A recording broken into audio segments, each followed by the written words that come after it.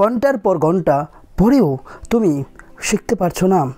শোনো, একটা কথা বলি, আমি যখন তোমাদের সময়ে ছিলাম আমারও অনেক সময় লাগতো, কিন্তু কতগুলো পদ্ধতি এবং কতগুলো টিপস ফলো করার পর আমি যথেষ্ট পরিমাণে আমার পড়ার যে টেকনিক সেগুলো পাল্টাতে পেরেছিলাম এবং ফলাফলও পেয়েছিলাম। হ্যালো বন্ধুরা, আমি token, welcome to the new episode of my channel. আজকে আমরা সেই কৌশলগুলি দেখব যে কৌশলগুলি অবলম্বন করার মাধ্যমে আমি আমার পড়ার লেভেলটাকে বাড়াতে পেরেছিলাম। চলো শুরু করি।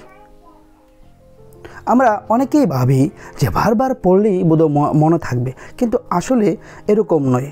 ভাঙা বোতলে জল ঢাললে দেখবে যতই তুমি জল ঢালো কিন্তু কিছুই থাকছে না। আমাদেরও অবস্থা, যদি আমরা ঠিক করে বুঝে না পড়তে পারি এবং সেই কৌশলগুলি অবলম্বন না করে পড়তে পারি, তাহলে আমরা যতই পড়ি সময় যাবে কিন্তু শেখা ততটা হবে না। এখন আমরা কতগুলো টিপস নিয়ে আলোচনা করব। প্রথম টিপসটাকে বলা হয় ফাইমান টেকনিক।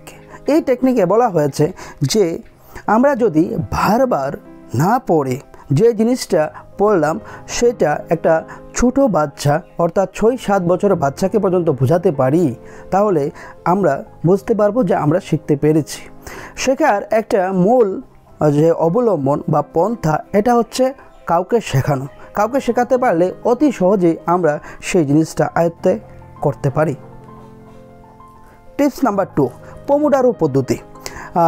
যদি আমরা এক নাগাড়ে অনেকক্ষণ না পড়ে যদি আধা ঘন্টা মিনস 30-35 মিনিট পর 5 মিনিট ব্রেক করে আবার পড়তে বসি এবং জিনিসগুলোকে রিকালেক্ট করার চেষ্টা করি, দেখা গেছে যে মনোযোগও বেশি বাড়ে এবং পড়ার যে স্পিড সেটাও কিন্তু আমরা বাড়াতে পারি। আমরা অনেকে কী করি যে লম্বা নোট তৈরি করি, শেখার জন্য আমাদের নিজের মতো গুছিয়ে রাখি, কিন্তু দেখা গেছে যে শিক্ষার যে কৌশলগুলির মধ্যে একটা বিষয়বস্তু যেটা খুবই ইম্পর্ট্যান্ট, যদি আমরা বড় বড় নোটসগুলোকে সংক্ষেপে মাইন্ড ম্যাপ তৈরি করতে পারি, অর্থাৎ বিষয়বস্তুগুলোকে আলাদা করে বিভিন্ন রং ব্যবহার করে এরোর মাধ্যমে প্রকাশ করতে পারি, তাহলে আমরা যে বিষয়টা শিখলাম সেটা পুরোপুরি আমাদের মস্তিষ্কে চলে আসবে। এখন যে টিপসটা নিয়ে আলোচনা করব এটা প্রত্যেক স্টুডেন্টেরই জন্য কাজে আসবে। টিপসটাতে বলা হয়েছে যে আমরা প্রায়ই কী করি যে রিভিশন দিতে থাকি, বা টিচাররাও বলে থাকেন রিভিশন দাও তাহলে মনে থাকবে। আসলে দেখা গেছে রিভিশন দেওয়ারও একটা টেকনিক আছে। টেকনিকটা কি?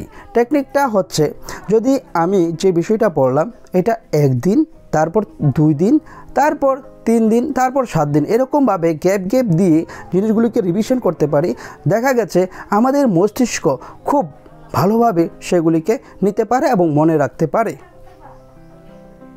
একটা গল্প বলি। রাহুল নামের এক স্টুডেন্ট ছিল। সে প্রথমে